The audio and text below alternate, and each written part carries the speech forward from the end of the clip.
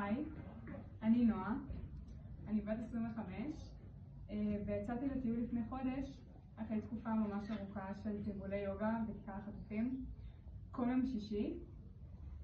התרגולים קורים לאורה של כרמל כבר 1.5 שנה, כשכל תרגול מוקדש לחטוף אחר, וממשיכים עד שכל החטופים יחזרו הביתה.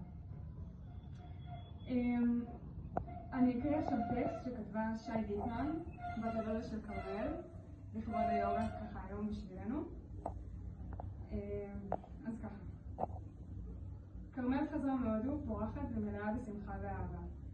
אחרי 3 חודשים כאן, שבהם הייתה עם חברי נפש, תהילה, כרגלה יוגה, נשמה את הערים והכפרים ולמדה מהמקומיים, היא הרגישה חופש אמיתי ואהבה לחיים.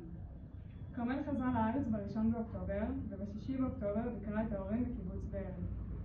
משם, בבוקר למחרת היא נחטפה עם עוד 2 נערים, בני 13 ו17, אלמה ונועם.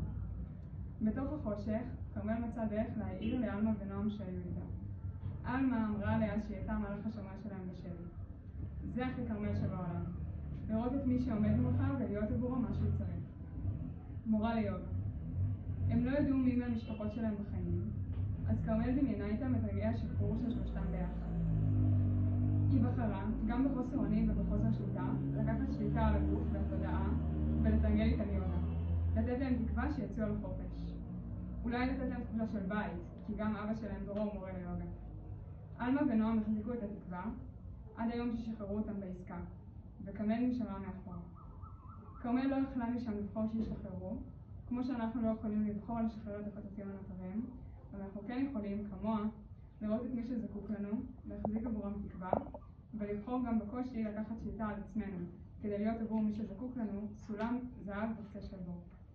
זוהי שורה מהשיר מתנות של אביתר בנאי, שכרמל כתבה עם אלמה ונועם ביומן בשבי. היום נבחר להקדיש את התרגול לאבא של הילדים, דרור אור, נפש חופשייה שהיא כולה אור, לדרור ול57 החטופים הנוספים. כרמל החזיקה מעמד 328 ימים וסיימה את חייה בשבי. לא נקבל אותה בחזרה לחיבוק של המשפחה, לחיים שאהבה ולחלומות שחזרה את המעמד. אבל יש שם עדיין אנשים שמחזיקים מעמד עם חלומות להגשים. גיא ואביתר, בני 24, מחזיקים מעמד שם ביחד, מחכים לטיול הגדול. גיא רוצה לטוס ליפן. אלון אוהל, נגן פסנתר מוכשר, התלבט איפה להתחיל ללמוד. איתן מור חולם לפתוח בית קפה. נשאל את עצמנו מי נרצה להיות עבורן, עבור מי שזקוקים לנו שם, כדי שיחזרו הביתה להגשים את החלומות שלהם. במהלך התרגול אני מזמינה אתכם להחזיק אדם אחד בתודעה, לדמיין את רגעי השחרור שלו, לחיבוק ולהזדמנות של המשפחה להיפרד, נבחר להחזיק את התקווה ולדאוג להם עד שכולם ישוחררו.